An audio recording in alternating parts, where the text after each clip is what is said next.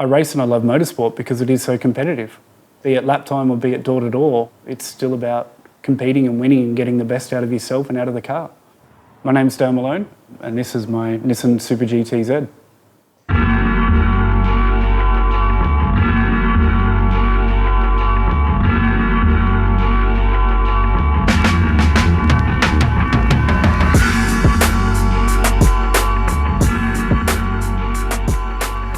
The car behind us is a Nissan Motorsport Super GTZ. It was built 2003 to 2005 and the current form you see it in was the latest regulation of GT, which is 2005 FIA rules. It raced in Super GT over there from 2003 to 2010 and it was a very successful car. It was a part of successful teams that won the championships over there. I'd been tracking the history of this car and I knew that it had sold to an owner in Canada. He was having a few issues with the car where he couldn't get it running and he could maybe get 20 minutes out of it at a time at the racetrack before it had sort of foul up and shut down, and I couldn't fly over to Canada, and so we were able to do a deal and put in the container and took a gamble on it, and here we are today, I guess.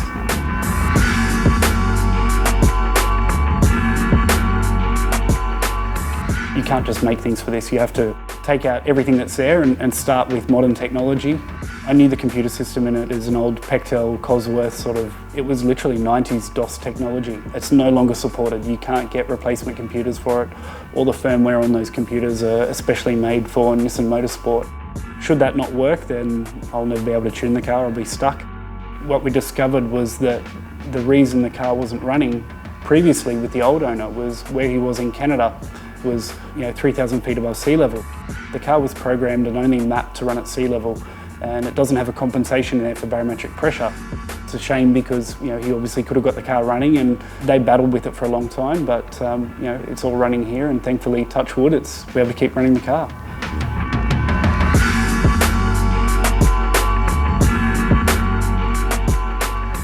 The engine in the car is a VQ35DE, which a lot of people would probably know from the 350Z and a range of other Nissan vehicles. Yes, it's a road car derived block and cylinder head, but it does output about 150 horsepower per litre. The Super GTZ was obviously built by Nismo, and their close relationship with Motul meant that all the fluids and the fluid systems in the car for power steering, engine dry sump, gearbox, differential, brake fluid was a partnership.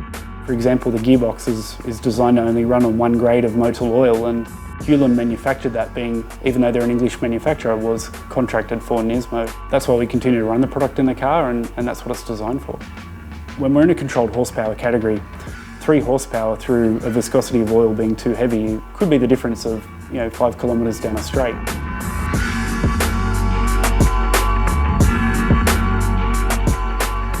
You can probably see the giant airbox on the engine, and that's there for a specific purpose. When the driver's off throttle, that airbox fills up with air. So when they jump back on the throttle, the engine's essentially got an unrestricted air volume available to it for a short 1 or 2 seconds. It's a little cheeky way of getting around air restrictors and horsepower restrictors, and it's quite a clever thing. All the manufacturers do it. This is the sort of depths of engineering that they all go to try and get that little bit more. This car in peak trim develops over a tonne of downforce. The car weighs 1,030 kilos dry. I guess in theory, if you get enough road speed up and you've got a long enough straight, you could probably sort of eventually drive upside down.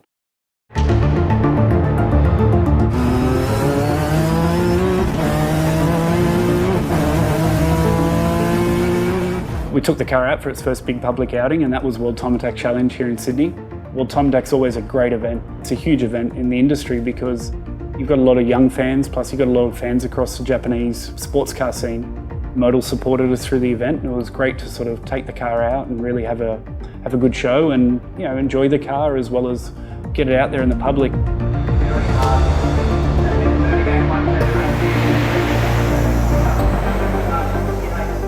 World Time Attack was great for us and we learned a lot about the car. We've still got a little bit to understand engineering wise and a bit more seat time, but I think our focus will probably be on GT endurance events. One of the great things about buying this car was I was able to get all of the work spare package that was left over. If I didn't have those, the car would basically be just a showpiece sitting in a showroom, That's where it'd stop.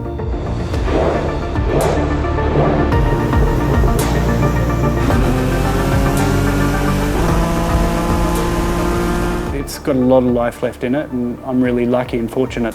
With so few race Ks on the car and with all the spare parts that we've got, it's fair to say that my journey with this car has just begun.